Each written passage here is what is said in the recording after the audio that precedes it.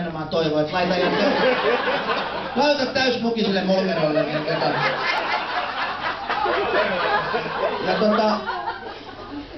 oliks nyt niitä, no nyt on sun elämässä kuvan paikka.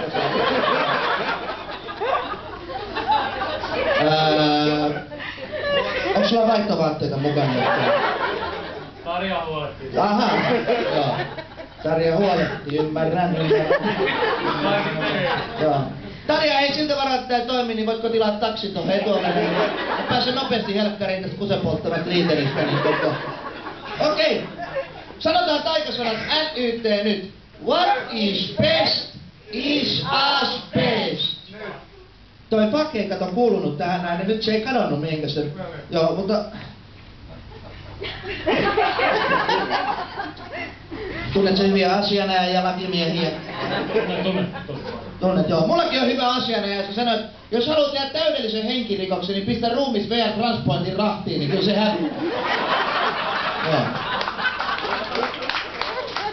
Pakko kysyä nyt, miltä se tuntuu, että Savon Sanomat on Suomen 6. suurin ja sitten keskisuomalainen on niinku 5. suurin, et vituttaa Suomi.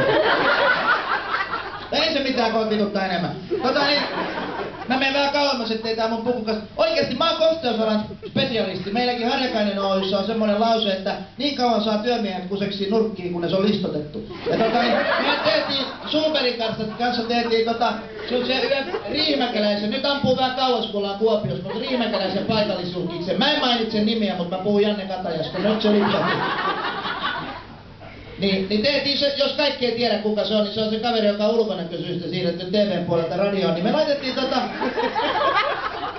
Katajan Jannen taloon tehtiin 80-luvun lopulla sellainen perustavaa laatua oleva remontti. Me vedettiin muovit suoraan villoihin kiinni, me saatiin enemmän huonekorkeutta, niin nykyään voi Jannelle sanoa vaan, että home sweet home. Joo. Ja siihen meni avioliitot ja muut meni siinä sitten, mutta joo. Mä oon saanut täydellisen, ei luvan sit käyttää Jannen elämää tässä showssa. Et ihan turhan ylpistellä siellä lastenpöydässä tätä ompeluseuraa. Teille kahdelle vois sanoa, että pääsiäinen meni jo.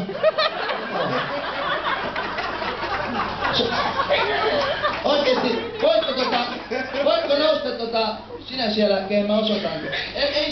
Ei sinä, et sä aina keskipisteellä. Voitko nousta vähän ylös? Nouse. Mä haluan näyttää sun pirtsakan asun. Koska oikeesti, meilläkin niin oikeesti Harjakainen Oyn pikkujouluissa niin pyydetään valitsemaan asut sillä tavalla, että niin se ei pienet oksennustahrat erotu niin sä oot just mutta ei mitään, toi oikeesti tosi nätti mekko, et älä ota ittees. Mä en voi kattoo sitä pidempään, mä saan epilepsia kohtauksia. Numma.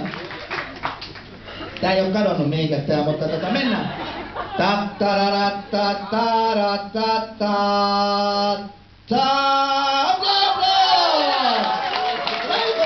Aplodit!